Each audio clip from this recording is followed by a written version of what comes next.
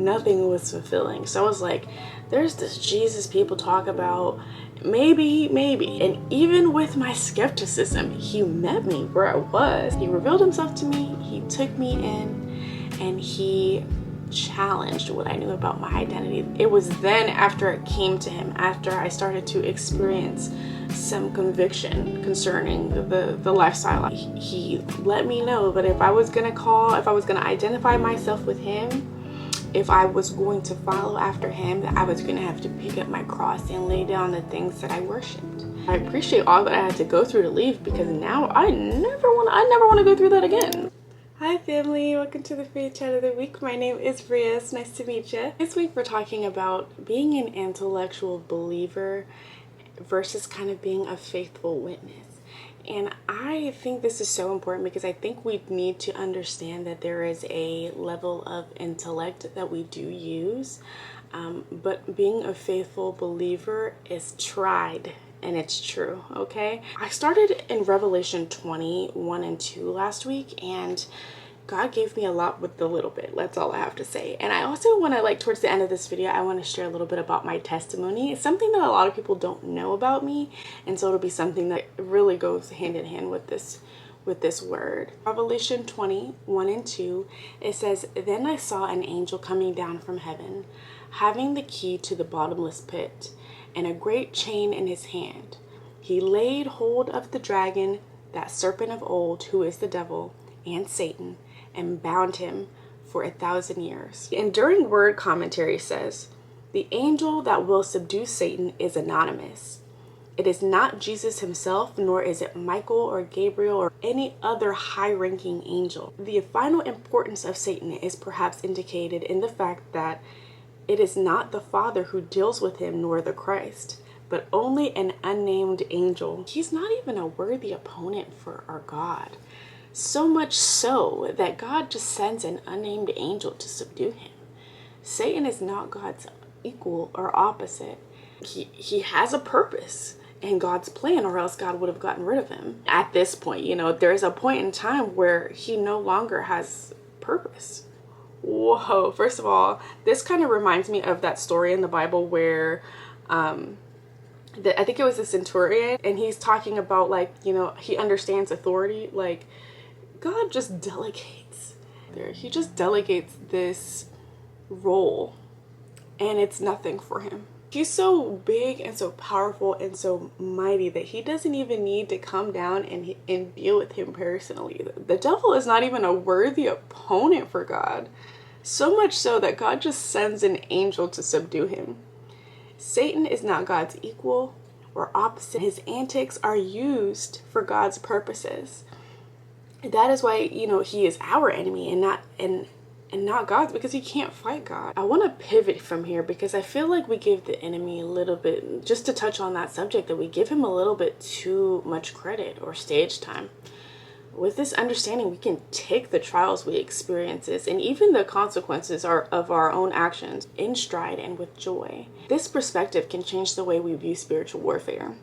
We are tempted to grow weary when we are persecuted, but if we know God can use it for his purpose, even if it's just to build our faith, our dependence, our maturity, if it's to rack up accolades in the kingdom, God is giving me these opportunities to exercise my faith. I've experienced something that I can testify and witness to. I want to be someone who is able to say, I was faithful with his principles in action, and the challenges I face make me more than an intellectual believer, but a faithful witness. So one of the things we talked about in church recently was the Israelites exiting Egypt, and about how God allowed these plagues and for Pharaoh to harden his heart and persecute the children of God. They identified him as the King of Kings and the Lord of Lords because they were surrounded by false worship and false gods that the Egyptians worshipped. And so God exalted himself over these things that they had been in bondage to and kind of corrupted by at this point, because they were enslaved in this area. The trials that they were going through, even in the wilderness, wasn't just assigned to them. it was assigned to their enemies, to his enemies. In the future, as they would go in to conquer all of the other territories that they were going to go into, those people knew. They were like, oh, the God that rescued them from Egypt, he revealed himself and who they were to his enemies, but also to them. That's a basic principle that we can draw for ourselves, right?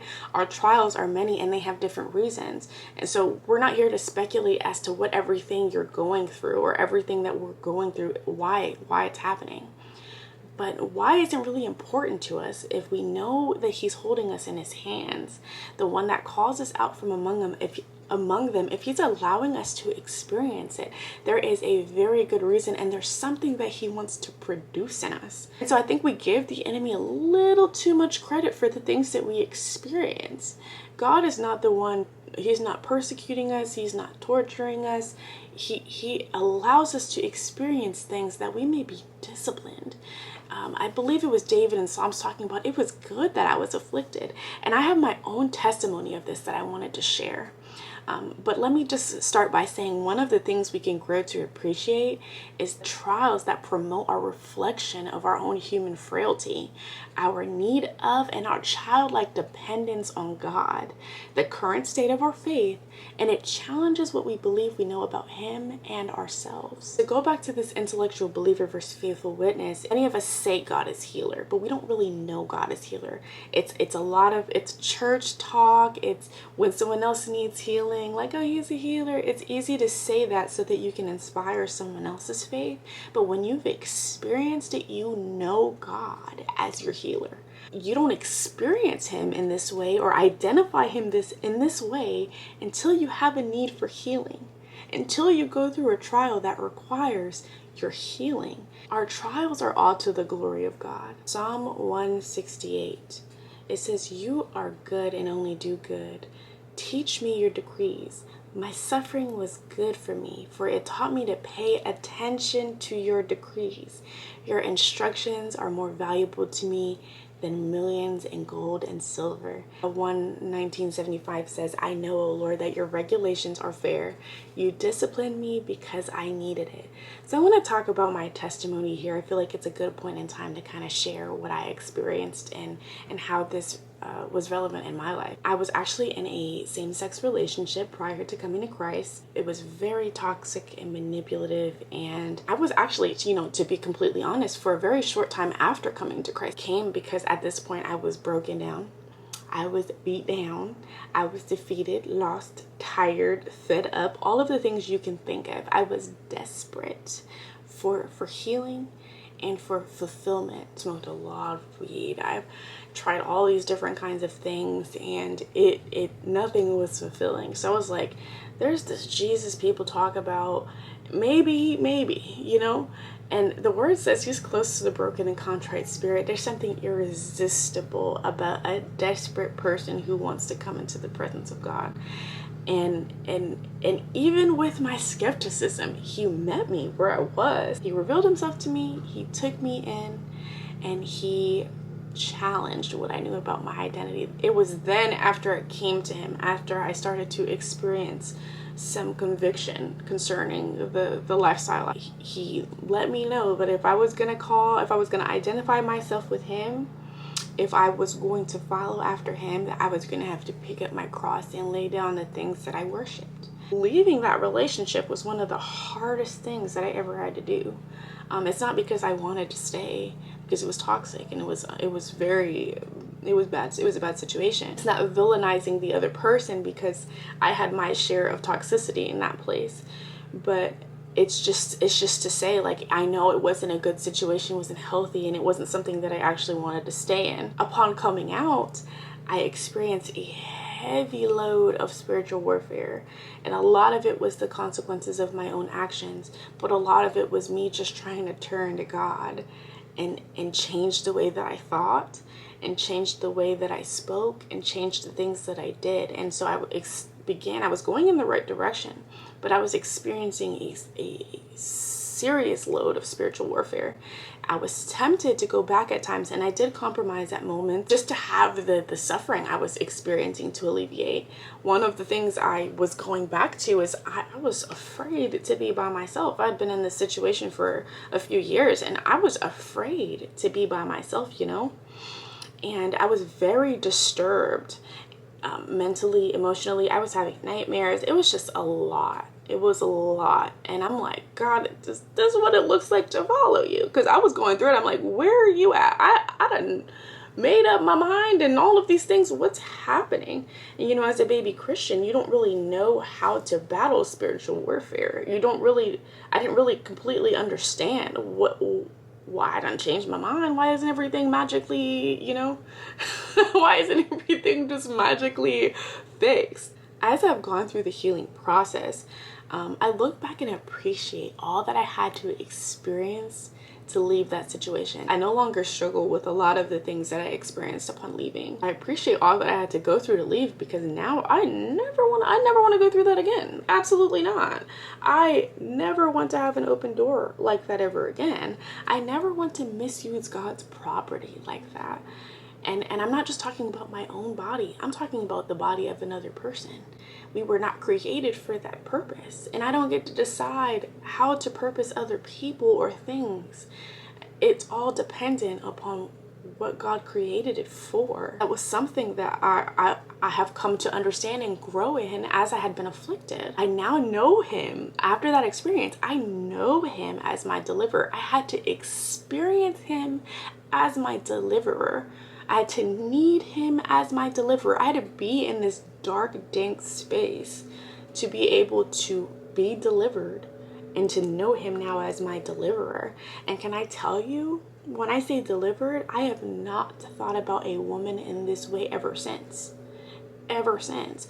A lot of people get on this platform and they share their testimony about same-sex relationships, only to be told they're just suppressing their identity. They've been religiously indoctrinated, all of these things. I am a witness and a testimony to the truth that God really does change you if you allow him to.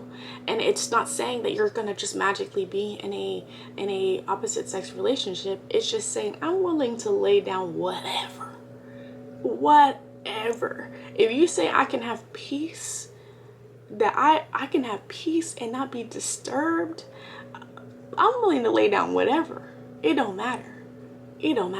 Even things that are good things. That's another story. I'm a witness and a testimony of this truth. He changed the way I view his creation, the people he has created, according to the purpose and the plans he made them for, right? People are God's property. The word talks about that the earth is his and the fullness thereof. I've been changed by my experience, and the affliction that I went through was good because I learned his principles and his precepts, and I am able to apply them to my life and know him in this way. He said, I'm able to know him as my deliverer. I'm able to know him as my healer. I'm able to know him as my restorer, as my comforter. He showed me that I don't need a person to fill my tank, but that I need him. He gave me real peace, even though I was going through something difficult. And now that peace is precious to me. I know him as my restorer. When I say he's my restorer, I have since graduated college, married my husband, who is so gentle with my past, with my history. We've had a child, bought a car, bought a house, all of the things God brought into my life and accelerated. It's such an accelerated pace. He gave me the life I didn't even know I needed, nor at that time did I want. And so with all that I went through with God, I am getting to know him as my sustainer, because he's the only way that I can maintain and juggle this life and walk an abundant life that he promised me. So I shared this part of my testimony to say that we can trust God in his wisdom and his discipline, and be able to understand that he chastens those he loves. And even though we experience affliction, whether it's from our own actions, whether it's spiritual warfare, God can use it and he will use it. Nothing is wasted. I never thought my life would look like this. And I didn't think there was a problem with the way that I was doing things or loving, even though I was not happy, even though I had no joy and I had no peace, even though I thought this is what I deserve. This is how I deserve to live. And I deserve to be, manipulated, cheated on, lied to, all of the things. I felt like I deserved that. Now I'm able to identify myself with the purpose and in the light he created me for. I'm able to view others in that way. And I'm able to view God in this healthy, reverent way. And so sometimes our fight is like Jacob's with the angel of the Lord. Sometimes our trials are from the enemy. But we know that God can use everything, and that the enemy can only do so much. He's not a worthy opponent. He opposes the people of God, and he tries to thwart God's purposes, but God's purposes will stand. And so there's a point where we're able to join with God and say, here and no more. I challenge you to pick up your cross, whatever it is, even though you may have to go through some affliction. It's worth it because God is with you and he will use it. Pray that as people of God that we stop giving the enemy too much credit. No more stage time. And trust that God can use whatever he does to us for our advantage and that it's already finished. I pray that this encourage you. God bless you. I love you, but God loves you more. Bye-bye, y'all.